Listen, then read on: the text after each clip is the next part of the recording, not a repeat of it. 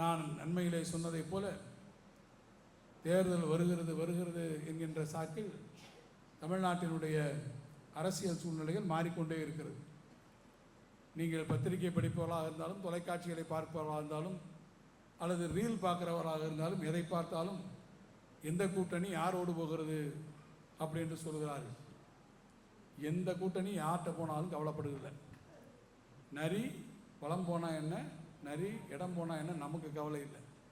நம்மை பொறுத்த மட்டில் நம்முடைய முதலமைச்சர், கழகத்தின் தலைவர் தளபதி மு.க. ஸ்டாலின் தான் மீண்டும் தமிழ்நாட்டினுடைய முதலமைச்சராக இருக்கார். அவர் அமைக்கிற கூட்டணி தான் வெற்றி கூட்டணி. இதுவரை அவர் அமைத்த கூட்டணி தான் வெற்றி கூட்டணியாக இருந்திருக்கிறது.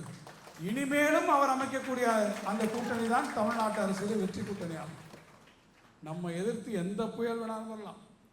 எந்த அரசியல் புயல் வருகிறது என்று சொல்கிறார்கள்.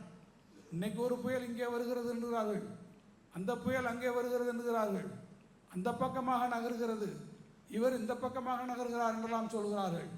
எந்த புயலாக வந்தாலும் அந்த புயல்களெல்லாம் கடைசியாக புயல் புயல் என்று தான் சொல்வார்களே ஒழிய, கடைசியாக ஒரு ஸ்லைடு போடுவான், புயல் என்று தான் சொல்லி கொண்டிருந்தோம், கடைசியில் வலுவிழந்து அது வெறும் காற்றழுத்த தாழ்வு நிலையாக மாறிவிட்டது என்று சட்டுன்னு ஒரு காடை போட்டு முடிக்கிற மாதிரி இந்த புயலெல்லாம் வலுவிழந்த காற்றழுத்த தாழ்வு பகுதியாக மாறி நம்ம ஊரில் கரையை கெடுக்காம ஆந்திராவில் நெல்லூர் ஓங்கோல்னு போய் அங்கிட்டு தான் கரையை கிடக்குமே ஒழிய தமிழ்நாட்டுக்குள்ளே எந்த புயலும் வராது.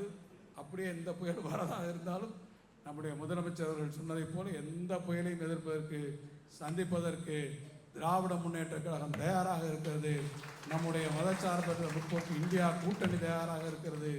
எனவே அந்த உறுதியோடு, அந்த உள்ள வன்மையோடு தேர்தலை எதிர்கொள்ளக்கூடிய வகையில் நாம் உற்சாகமாக நம்முடைய துணை முதலமைச்சர்களை வரவேற்று நம்முடைய பணிகளுக்கு ஒரு உத்வேகத்தை உருவாக்கி தருவோம் என்று சொல்லி என் உரையை நிறைவு செய்து விடைபெறுகிறேன்.